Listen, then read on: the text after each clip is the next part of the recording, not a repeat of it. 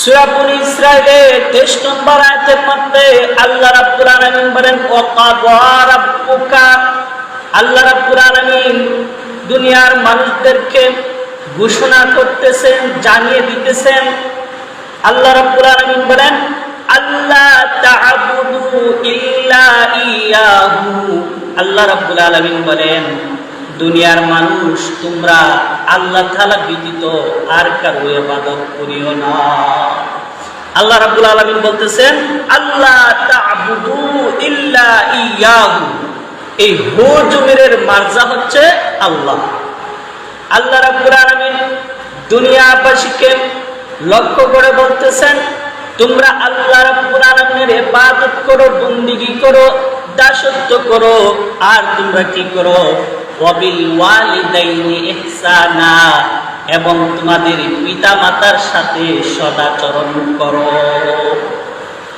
শুধু তা নয়, এরপরে আল্লাহ রাব্বুল আলামিন বলেন ইন্না ইয়াকুলুকান্না ইনদাকাল কিবারা, যখন তোমাদের পিতা মাতা তোমাদের সামনে বার্ধক্যে উপনীত হবে, অর্থাৎ তোমার পিতা মাতা যখন তোমার সামনে বৃদ্ধ অবস্থায় তোমার সামনে উপস্থিত হবে, বৃদ্ধ অবস্থায় যখন তুমি তোমার পিতা মাতাকে পাবে, এমন সময় আহাদুহুমা আও কিলাহুমা, তোমার পিতা মাতার দুইজন অথবা দুজনের মধ্যে যে কোনো একজনকে যদি তোমরা পাও, আল্লাহ রাব্বুল আলামিন বলেন ফালা তাকুল লাহুমা উফিন, তাদেরকে তোমরা উফ শব্দ পর্যন্ত তাদেরকে ভুলিও না, তাদেরকে উফ শব্দ পর্যন্ত তাদেরকে ভুলিও না।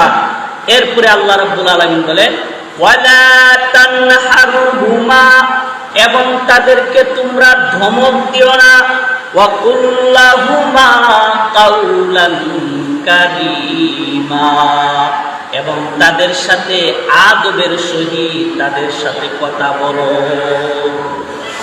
শুধু তা নয় বাবারা আমার, এরপরে আল্লাহ রাব্বুল আলামিন 24 নম্বর আয়াতের মধ্যে আল্লাহ তাআলা বলেন ওয়াখফিদ লাহুমা জানাহাজ্জুল্লি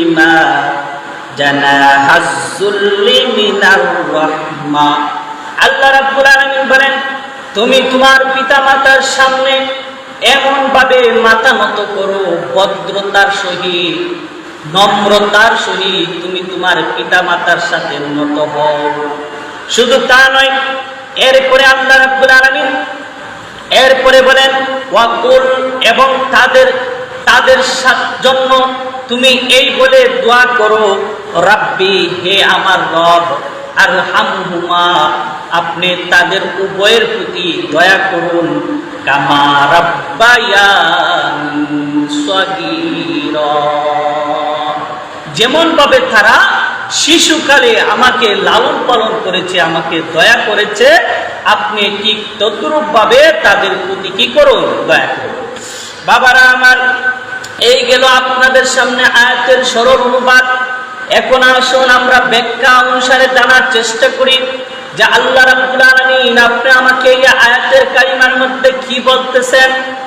আল্লাহ রাব্বুল আলামিন সর্বপ্রথম বলতেছেন ওয়াকাদা রাব্বুকা আল্লা তা'বুদু ইল্লা ইয়াহু, আল্লাহ রাব্বুল আলামিন সর্বপ্রথম মানুষদেরকে আদেশ করেছেন যে তোমরা আল্লাহ রাব্বুল আলামিনের ইবাদত করো।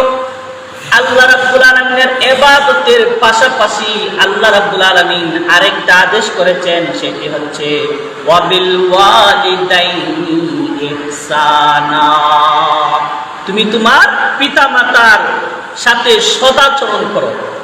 বাবারা আমার, আয়াতে কারিমার মধ্যে গভীরভাবে লক্ষ্য করবেন, দেখেন এখানে আল্লাহ রাব্বুল আলামিন তার ইবাদতের কথার সাথে সাথে আল্লাহ রাব্বুল আলামিন পিতা মাতার প্রতি সদাচরণের গুরুত্ব দিয়েছেন। বলেন সুবহানাল্লাহ। দেখেন আল্লাহ রাব্বুল আলামিন কি করেছেন যে তার ইবাদতের পাশাপাশি আল্লাহ রাব্বুল আলামিন মানুষদেরকে আদেশ করেছেন তোমরা আমার ইবাদত করো। এই ইবাদতের পাশাপাশি সাথে সাথে আল্লাহ রাব্বুল আলামিন আরেকটা হুকুম করে দিয়েছেন, সেটি হচ্ছে ওয়াবিল ওয়ালিদাইনি ইহসানা, তুমি তোমার পিতা মাতার প্রতি সদাচরণ করো। বাবারা আমার, শুধু তা নয়, আপনি যদি কোরআনুল কারীম খুলে দেখেন, যেখানে আল্লাহ রাব্বুল আলামিন আল্লাহ তাআলার ইবাদতের কথা বলেছেন, সেখানে আল্লাহ রাব্বুল আলামিন সাথে সাথে মা বাবার কথা উল্লেখ করেছেন। শুধু তা নয়, আল্লাহর হাবিব বিশ্বনবী রাসূল আরবি সাল্লাল্লাহু আলাইহি ওয়াসাল্লাম মা বাবার কথা বেশি বেশি উল্লেখ করেছেন। বাবারা আমার, এই যে আয়াতের মাধ্যমে আল্লাহ রাব্বুল আলামিন তার হুকুম, তার ইবাদত করার পাশাপাশি আল্লাহ রাব্বুল আলামিন মা বাবার সাথে সদাচরণের কথা বলেছেন। শুধু এরপরে হাদিস থেকে জেনে নেন যে হাদিস শরীফের মধ্যে আসছে যে রাসূল আরবি সাল্লাল্লাহু আলাইহি ওয়াসাল্লামের কাছে এক সাহাবী এসে জিজ্ঞেস করলেন, ইয়া রাসূলুল্লাহ, ইয়া হাবিবাল্লাহ, আমার কাছে সবচেয়ে প্রিয় কাজ কোনটি, আমাকে বলে দেন। সাহাবী এসে রাসূল সাল্লাল্লাহু আলাইহি ওয়াসাল্লামকে জিজ্ঞেস করতেছেন যে সর্বাধিক উত্তম কাজ কোনটি, সেটা আমাকে বলে দেন। তখন রাসূল আরবি সাল্লাল্লাহু আলাইহি ওয়াসাল্লাম বলেন, তুমি নামাজ আদায় করো। এরপরে সাহাবী আবার জিজ্ঞেস করলেন, ইয়া রাসূলুল্লাহ, এরপর কোন কাজটি সর্বাধিক উত্তম, আপনি আমাকে বলে দেন। তখন রাসূল আরবি সাল্লাল্লাহু আলাইহি ওয়াসাল্লাম বললেন যে তুমি তোমার মা বাবার হক আদায় করো। বলেন সুবহানাল্লাহ। তাহলে বাবারা আমার, আমরা এই আয়াতে কারিমার মধ্যে আমরা জানতে পারি যে আল্লাহ রাব্বুল আলামিন তার হুকুমের, তার ইবাদত করার পাশাপাশি আল্লাহ রাব্বুল আলামিন মা বাবার প্রতি সদাচরণের কথা বলেছেন। এবং হাদিস থেকেও আমরা জানতে পারি যে বুখারী শরীফের হাদিস, এই হাদিস থেকেও আমরা জানতে পারি যে আল্লাহর হাবিব বিশ্ব নবী রাসূল আরবি নামাজ পড়ার সাথে সাথে আরেকটা হুকুম করেছেন, সেটি হচ্ছে পিতা মাতার হক আদায় করা। তাহলে বুঝতেই পারছেন যে পিতা মাতার হক আদায় করা সম্পর্কে আল্লাহ রাব্বুল আলামিন কতটুকু গুরুত্ব দিয়েছেন এবং রাসূল আরবি সাল্লাল্লাহু আলাইহি সাল্লাম কতটুকু গুরুত্ব দিয়েছেন। বাবারা আমার, এরপরে আল্লাহ রাব্বুল আলামিন বলেন, ওয়া বিল ওয়ালিদাইনি ইহসানা, তুমি তোমার পিতা মাতার সাথে সদাচরণ করো। সদাচরণ বলতে কি বোঝায়, সদাচরণ আপনি কিভাবে করবেন, আল্লাহ রাব্বুল আলামিন নিজেই আপনাকে শিখিয়ে দিচ্ছেন। আল্লাহ রাব্বুল আলামিন নিজে বলতেছেন। এরপরে আয়াতে আল্লাহ রাব্বুল আলামিন বলেন, ইম্মা ইয়াবলুগান্না ইনদাকাল কিবারা। এই আয়াতের মধ্যে আল্লাহ রাব্বুল আলামিন আপনি আমার প্রতি, অর্থাৎ যারা বাবা, যারা বৃদ্ধ অবস্থায় চলে আসে, তাদের প্রতি আল্লাহ রাব্বুল আলামিন দয়া দেখাচ্ছেন। সন্তানদেরকে বলতেছেন যে ইম্মা ইয়াবলুগান্না ইনদাকাল কিবারা, যখন তোমার পিতা মাতা বার্ধক্য অবস্থায়, অর্থাৎ বৃদ্ধ অবস্থায় যখন তোমার সামনে উপস্থিত হবে, তুমি তাদেরকে পাবে।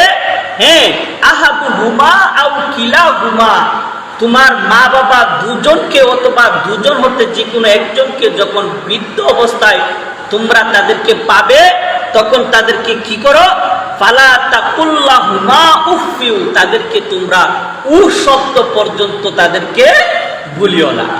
বাবারা আমার, আয়াতে কারিমার দিকে লক্ষ্য করবেন যে আল্লাহ রাব্বুল আলামিন কেমন রহমান, কেমন ভবিষ্যৎবাণী আল্লাহ রাব্বুল আলামিন জানেন।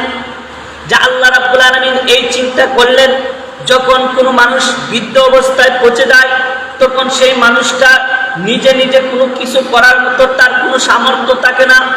সে যখন বৃদ্ধ অবস্থায় পড়ে যায়, তখন সে শিশুর মতো হয়ে যায়। ওই শিশু যেমন তার মা বাবা যদি তাকে লালন পালন না করে, তাকে তুলে মুখে তুলিয়ে যদি খাইয়ে না দেয়, তাহলে ওই শিশুটা বাঁচার যেন উপায় থাকে না। আল্লাহ রাব্বুল আলামিন চিন্তা করলেন, মানুষ যখন বৃদ্ধ হয়ে যায়, তখন ওই মানুষটা ওই শিশুর মতো হয়ে যায়। আল্লাহ রাব্বুল আলামিন চিন্তা করলেন, যখন মানুষ শিশু হয়ে যায়, বৃদ্ধ হয়ে যায়, তখন সে শিশু হয়ে যায়, তখন সে আর নিজে নিজে চলতে পারে না, অন্যজনের তার সাহায্য সহযোগিতা লাগে। এজন্য আল্লাহ রাব্বুল আলামিন এই বৃদ্ধ মানুষদের কথা চিন্তা করে সন্তানদেরকে হুকুম করতেছেন, যখন তারা তোমাদের সামনে বৃদ্ধ অবস্থায় পৌঁছে যাবে, তখন তোমরা ফালা তাকুল্লাহুমা উফিউ, তাদেরকে তোমরা উফ শব্দ পর্যন্ত ভুলিও না। বাবারা আমার, এই যে উফ শব্দ, এটা হাদিসের মধ্যে আসছে। রাসূলের সাহাবী হযরত আলী রাদিয়াল্লাহু তাআলা বলেন যে শব্দটা এটা হচ্ছে কষ্টের মধ্যে সর্বনিম্ন একটা শব্দ। অর্থাৎ আপনি যখন কোনো কষ্ট পান তখন কষ্টটা এমন ভাবে প্রকাশ করেন, এর মধ্যে একটা শব্দ হচ্ছে এই হচ্ছে এর চেয়ে নিচে আর কোনো শব্দ নাই।